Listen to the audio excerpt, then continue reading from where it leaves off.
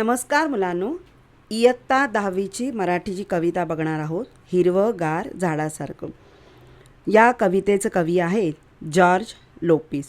झाडांची सहनशीलता, दातृत्व, सहकार्याची वृत्ती, कठीण प्रसंगातही घट्ट पाय रोवून राहण्याची वृत्ती इत्यादींचे वर्णन प्रस्तुत कवितेत केलेले आहे. आनंदी जीवन जगण्यासाठी हे सर्व गुण आपल्या अंगी बाणवावेत. झाडासारखे हिरवेगार, ताजे, प्रफुल्लित राहावे असा संदेश प्रस्तुत कवितेत दिलेला आहे. कवी म्हणतायत, झाड असते ध्यानस्थ, ऋषीसारखं मौन व्रत धारण करून तपश्चर्या करत, पक्षी झाडांचं कुणीच नसतात तरीही झाड त्यांचं असतं. कवी म्हणतायत, ज्याप्रमाणे एखादा साधू एका झाडाखाली बसून ध्यानस्थ बसतो, तप करतो, त्याप्रमाणे हे झाड देखील एकाच ठिकाणी राहून ध्यानस्थ उभा असतो. पक्षी झाडांचं कुणी नसतात तरीही झाड त्यांचं असतं. पक्षी कुठेही जात नाही, या झाडावरच बसून राहतात. जनावरं म्हणा, हे सुद्धा झाडाखाली येऊन बसतात, झाडावर बसतात. त्याप्रमाणे ते झाड इतर कोणाचंही नसतं, फक्त त्या जनावरांचं, पक्ष्यांचं असतं. ते पक्षी त्या झाडाला आपलं मानत असतात. मुळावर घाव घातला तरी झाड मुकाट सहन करते. झाडांच्या पानांवरून वयाच्या पानावर अगदी उतरतात दवांचे तपोरे थेंब. झाडाला कितीही मारले तरी झाड तिथून हलत नाही. मुकाटपणे तो त्रास सहन करत असतात. झाडांच्या पानावरून वह्यांच्या पानावर, म्हणजे जेव्हा झाडांना बघितलं, झाडांवर पाणी पडतं, तर त्या पाण्याची थेंब त्या वहीवर पडतात. याचाच अर्थ झाडाला बघितल्यावर कवीला कविता सुचते आणि ते झाडांचं वर्णन त्या वहीवर तो लिहून काढतो. झाडाकडे टक लावून पाहिले तर शरीरभर विरघळतो हिरवा रंग, रक्त होते क्षणभर हिरवेगार. झाडाला पाहिले तर झाडाचा विचार, झाडाचा रंग आपल्या शरीरात उतरतो. म्हणजेच झाडाची सुंदरता आपल्यात येऊन आपलं रक्त हिरवंगार होतं आणि आपणही त्या झाडासारखं वावरावं असं मनामध्ये येतं. आयुष्य होतं नुकत्याच खुडलेल्या फुलासारखं टवटवीत. झाडाचे बाहू सरसावले असतात मुसाफिरांना कवेत घेण्यासाठी. म्हणजे आपलं आयुष्य असंच झाडांसारखं, फुलांसारखं टवटवीत असतं, पण झाडांचे बाहू सरसावले असतात मुसाफिरांना कवेत घेण्यासाठी. कवी म्हणतायत, आपलं आयुष्य कधी थकलेलं, कधी दमलेलं असतं आणि कधीकधी फुलांसारखं टवटवीत देखील असतं. पण हे झाड काय करतं? झाडांचे बाहू म्हणजे त्यांचे जे झाडांच्या फांद्या आहेत, त्या फांद्यांवर पक्षी बसतात, आपली घरटी घालतात आणि येणाऱ्या मुसाफिर म्हणजे येणारे जे यात्रेकरू असतात, त्या यात्रेकरूंना जवळ घेतात. म्हणजे त्या फांद्यांवरमुळे त्यांना आराम मिळतो. त्या फांद्यांच्या खाली, झाडाखाली ते बसून आराम करतात. पानझडीत झाड पुन्हा नवीन वस्त्र धारण करतं, नव्या नवरीसारखं. जेव्हा फेब्रुवारी मार्चमध्ये पानं पूर्ण गळून जातात, त्यावेळी त्या झाडावर फक्त काट्याकुटक्याशिवाय काही राहत नाही. परंतु हळूहळू जेव्हा चैत्र महिना येतो, त्यावेळी पुन्हा झाडाला पालवी येऊ लागते आणि पालवी अशी येते की जणू काही एक सुंदर नवरीच आहे. झाडाला पालवी फुटल्यावर फुटते शरीरभर पालवी, झटकली जाते मळ.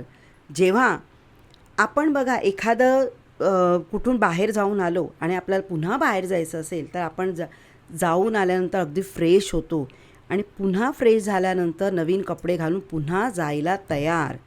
त्याप्रमाणे झाड देखील जेव्हा फेब्रुवारीमध्ये जेव्हा पानं पूर्ण गळलेली असतात आणि त्यामुळे तो आपलं अंग झटकतो, म्हणजे त्याच्या शरीरामधली जेवढी मळकट आहे ती पूर्ण गेलेली असते, म्हणजे फक्त काटक्या उरतात.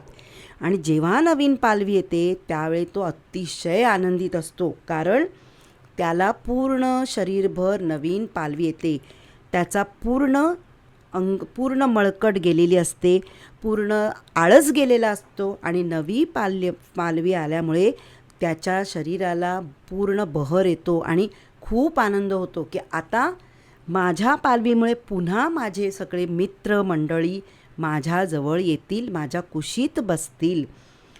पक्ष्यांच्या मंजूळ नादा झाडाचंही जीवनाचं एक संथ गाणं दडलेलं असतं. त्या पक्ष्यांच्या झाडावर पालवी नवीन आली आहे आणि त्यामुळे त्या झाडालाही छान सुंदर पक्ष्यांचं गाणं ऐकायला मिळतं. कारण काही काळापुरती पक्षी सर्व निघून गेलेले असतात आणि पालवी आल्यामुळे पुन्हा पक्षी येतात आणि त्यांचं सुंदर गाणं ऐकत त्या झाडाला ऐकायला मिळतं आणि खूप आनंदी होतं ते झाड. एक संथ गाणं दडलेलं असतं, म्हणजे त्या झाडांमध्ये पक्ष्यांचं गाणं दडलेलं असतं. ते गाणं पुन्हा सुरू होतं. हसावं कसं सळसळत्या पानासारखं, मुरावं कसं झाडासारखं घट्ट पाय रोवीत. या कवितेतले कवी सांगताय की जसं पानं आल्यानंतर झाड त्या पानांसोबत सळसळतं, म्हणजे पानं आनंदाने सळसळू लागतात, हसत राहतं जे झाड, त्याप्रमाणे आपणही हसत राहावं, कायम हसत राहावं. कितीही टेन्शन्स असतील, किती त्रास असेल, पण आपल्या चेहऱ्यावर कायम आनंद असावा. मुरावं कसं झाडासारखं घट्ट पाय रोवीत. आणि आपले पाय कसे असावे या झाडाप्रमाणे. झाडाचे पाय अगदी खोलगट मुरलेले असतात, त्याला तुम्ही किती हलवा ते तुटत नाही. कारण ह्या बघताय तुम्ही की ह्या झाडाच्या पारंब्या वाढल्या आहेत, पुन्हा मुळात जातात, पुन्हा नवीन पारंब्या जाऊन पुन्हा नवीन झाडं येतं. त्याप्रमाणे कवी सांगतायत, हे झाड सांगतंय की ज्याप्रमाणे मी कसा सतत वर तयार राहतो आपल्या लोकांना मदत करायला, त्याप्रमाणे आपणही आपल्या पाय घट्ट रोवावेत आणि येणाऱ्या संकटाला तोंड देऊन पुढे जावं. म्हणजे संकटाने आपण हलायचं नाही, तडमडायचं नाही किंवा घाबरायचं नाही, तर आपण पुढे जात राहायचं. जगावं कसं हिरवंगार झाडासारखं, रोजचं चिंतन करावं कसं तर झाडासारखं. म्हणजे झाड कसं आनंदित असतं, सगळ्यांना आपल्या कवेत घेतं, त्याप्रमाणे आपणही तसंच राहावं हिरवंगार आणि रोजचं चिंतन करावं झाडासारखं. झाड पण चिंतन करतं, पण चिंतनातून आनंद देतं आणि आनंद घेतं. ही कविता स्थूल वाचन आहे. तुम्हाला या कवितेवर फक्त प्रश्न येणार की झाडाचा उपयोग माणसांना कसा होतो, आपण झाडाप्रमाणे कसं जगावं, हे तुम्हाला प्रश्न येतील. तेव्हा तुम्ही ही कविता छान पुन्हा एकदा वाचा आणि त्याचे प्रश्न पाठांतर करा. ह्या कवितेचा व्हिडिओ तुम्हाला आवडला असेल तर शेअर करा, लाईक करा, सबस्क्राईब करा आणि काही प्रश्न असतील तर कमेंट्स करा. थँक्यू.